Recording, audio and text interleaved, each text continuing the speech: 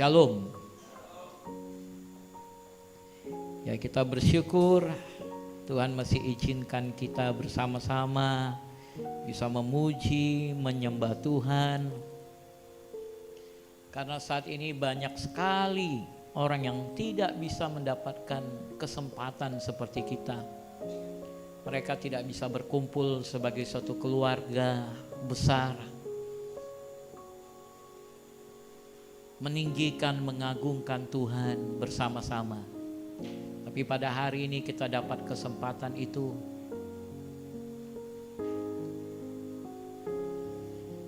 Kita boleh berkumpul bersama-sama meninggikan, mengagungkan Tuhan. Kita boleh bersama-sama memuliakan nama Tuhan sebagai suatu keluarga.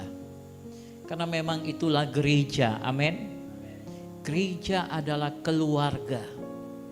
Gereja adalah keluarga di mana kami sebagai orang tua, gembala sebagai orang tua, tugas kami memuridkan saudara, melatih saudara untuk melakukan tugas-tugas pelayanan.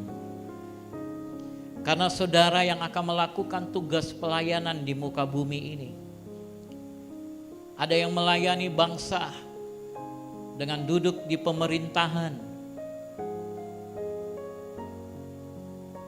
Ada yang melayani usaha-usaha. Dengan saudara bekerja di perusahaan-perusahaan.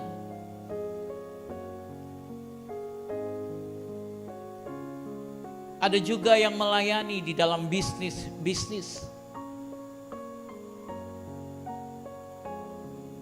Dan ada juga yang melayani di dalam rumah ibadah, di dalam gereja.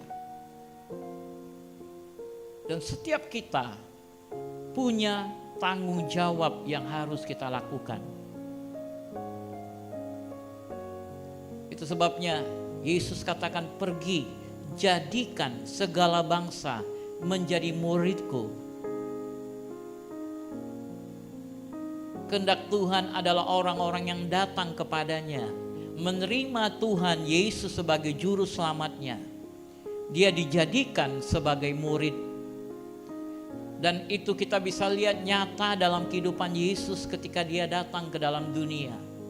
Yesus bukan hanya datang untuk mati di kayu salib bagi saudara, tetapi dia datang untuk memberikan contoh hidup. Bagaimana seharusnya kita hidup di muka bumi ini. Yesus adalah contoh hidup yang sempurna bagi kita anak-anaknya. Amin. Yesus contoh hidup bagi kita. Bagaimana kita hidup. Dan Yesus contoh hidup bagi kami gembala-gembala. Dengan tugas tanggung jawab yang Tuhan percayakan kepada kami. Efesus pasal 4 ayat 11 katakan, dia yang memberikan rasul-rasul, nabi-nabi, penginjil, gembala, guru. Rasul, nabi, penginjil, dan guru, mereka diberikan karunia-karunia yang luar biasa. Tetapi diberikan seorang gembala untuk menggembalakan jemaat.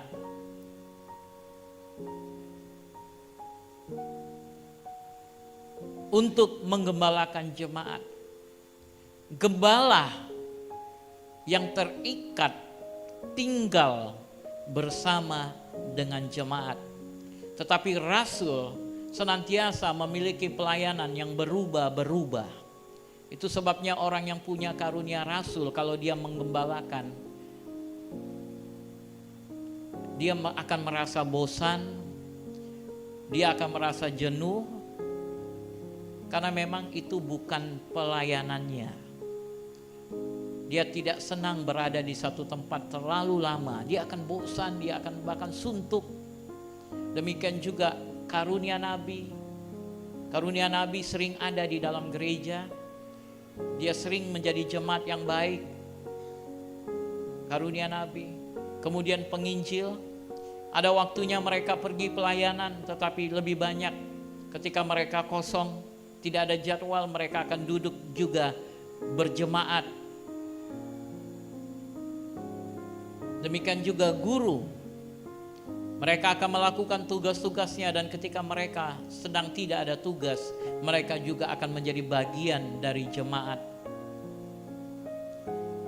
Karena gembala yang ditugaskan untuk berada di tengah-tengah jemaat, di tengah-tengah domba-dombanya.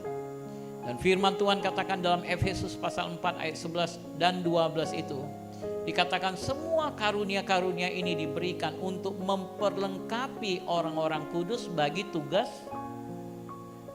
pekerjaan pelayanan bagi pembangunan tubuh Kristus. Memperlengkapi saudara.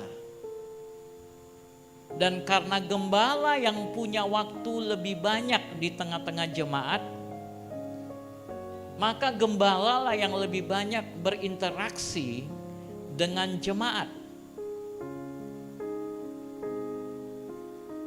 Membangun kehidupan jemaat. Maka sebagai gembala, tugas saya lah yang lebih banyak untuk membangun saudara, melatih saudara, memperlengkapi saudara untuk melakukan firman Tuhan. Melakukan firman Tuhan untuk memperlengkapi orang-orang kudus bagi pekerjaan pelayanan pembangunan tubuh Kristus. Itu tugas kami saudara. Memperlengkapi. Itu sebabnya saudara lebih sering melihat gembala berdiri menyampaikan firman Tuhan. Karena itu tanggung jawab kami. Kami tidak bisa mengundang orang luar lebih banyak. Sekali-sekali kami boleh mengundang rasul. Sekali-sekali kami boleh mengundang nabi. Sekali-sekali kami mengundang penginjil. Karena saudara kadang-kadang butuh makanan yang lain. Yang akan menolong saudara untuk menginjil. Yang akan menolong saudara untuk memiliki visi-visi. Para rasul itulah tugas mereka untuk membangkitkan saudara mulai memikirkan visi. Rencana-rencana yang baru untuk kehidupan saudara. Itulah rasul. Dia akan taruhkan sesuatu yang baru. Ide-ide yang baru. Untuk memulai contohnya dalam dunia bisnis. Oh, ada sesuatu yang baru. Itu para rasul yang akan melakukannya. Kemudian ada nabi yang akan memperingati, kamu sudah berdosa. Kamu sudah bersalah. Kamu sudah melakukan ini, kamu sudah melakukan itu. Dan kemudian ada guru yang diberikan mengajar. Tetapi gembala juga kadang-kadang memiliki beberapa karunia. Gembala juga bisa memiliki beberapa karunia. Dia bisa mengajar, dia juga punya ide-ide yang baru. Dia juga bisa bernubuat dengan karunia nabi. Dan perlu sekali untuk terus belajar, dan belajar. Amin. Haleluya. Hari ini kita akan berbicara tentang kerajaan Kristus. Kerajaan yang tidak terguncangkan.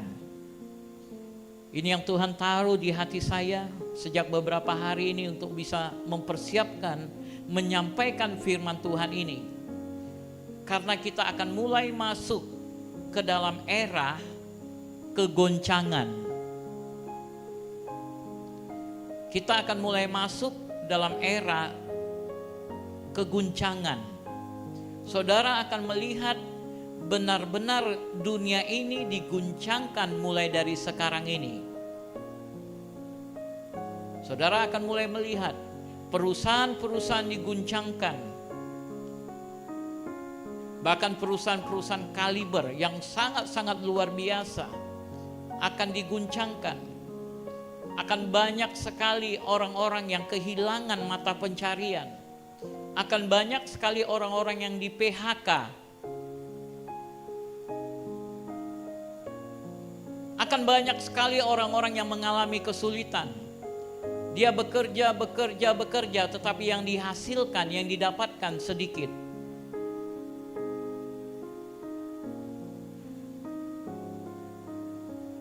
Karena firman Tuhan katakan di dalam Ibrani pasal yang ke-12 ayat 26 sampai 28. Ibrani 12 ayat 26 sampai 28. Mari kita baca bersama-sama.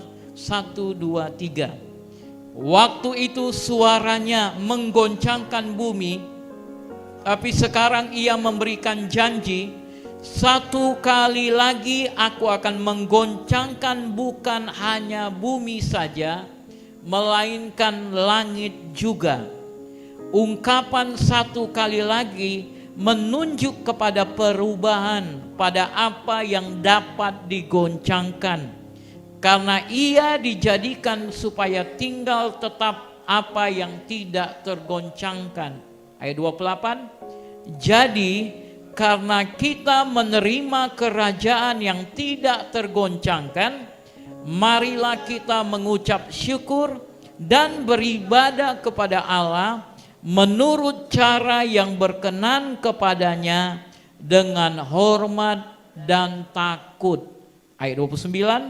Sebab Allah kita adalah api yang menghanguskan. Ya, mungkin sebagian orang terkejut ketika membaca ayat 29 ini, baru sekali. Iya, Tuhan kan Tuhan yang penuh kasih. Tapi firman Tuhan katakan sebab Allah kita adalah api yang menghanguskan. Itu sebabnya di ayat 28 bagian akhir berkata, marilah kita mengucap syukur dan beribadah kepada Allah menurut cara yang berkenan kepadanya, bukan berkenan kepadaku. Menurut cara yang berkenan kepada Dia. Artinya kita harus punya alat pengukur akan segala sesuatu yang kita perbuat di muka bumi, yaitu apakah yang aku perbuat berkenan kepada Tuhan. Alat pengukurnya adalah apakah yang aku perbuat berkenan kepada Tuhan.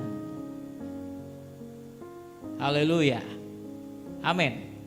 Apakah yang aku berkenan ini, yang ku perbuat ini berkenan kepada Tuhan? Kira-kira ibadah ini berkenan enggak kepada Tuhan? Kalau aku beribadah berkenan enggak kepada Tuhan? Saudara bisa cek di dalam Alkitab. Kira-kira kalau aku enggak beribadah berkenan enggak kepada Tuhan? Aku mengerjakan urusanku, aku mungkin santai di rumah, tidur-tiduran di rumah. Kira-kira itu mana yang lebih berkenan kepada Tuhan?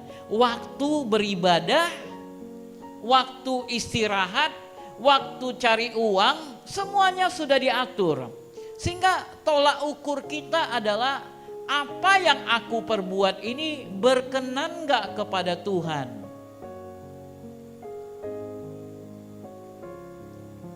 Kenapa penting sekali kita memiliki tolak ukur itu?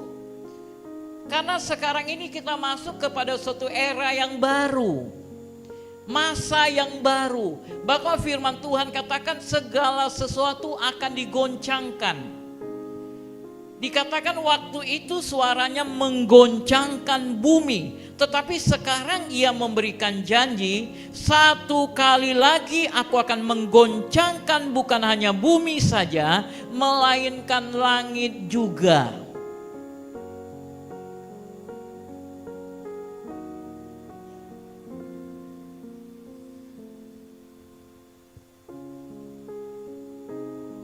Jadi bukan hanya bumi saja, melainkan langit juga.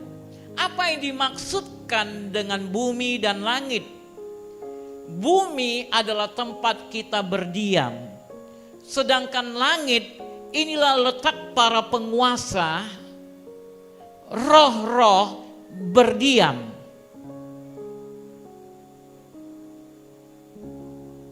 Bumi adalah tempat kita berdiam, sedangkan langit disinilah penguasa.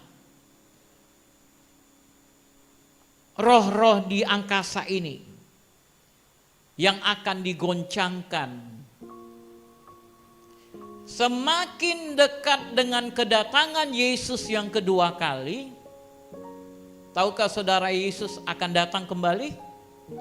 Dan bahkan segera dan sangat segera sekali Yesus akan datang kembali. Ini tercatat dalam semua kitab di muka bumi ini. Itu sebabnya kita perlu belajar. Kita perlu belajar.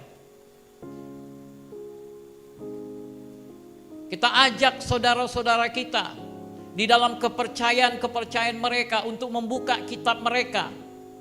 Coba selidiki kitab saudara.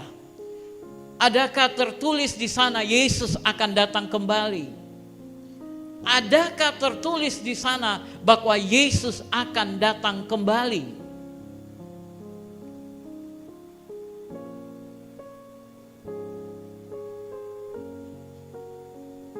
Dan saya melihat bahwa Tuhan mulai kerjakan pemulihan-pemulihan ini. Yang namanya matematika itu sudah fix. 1 tambah 1 sama dengan 2. Tetapi yang namanya kehidupan rohani tidak pernah ada yang fix, baku, mentah. Tetapi dia akan terus berkembang dan berkembang. Karena apa? Pengetahuan ini akan semakin dibukakan. Pencerahan dan pencerahan. Pencerahan dan pencerahan. Kita harus selalu membaca dan merenungkan firman Tuhan. Sehingga kita mendapatkan pencerahan. Sehingga kita tidak dibodoh-bodohi oleh manusia. Tetapi kita bisa sampai ke tempat yang tepat pada waktunya.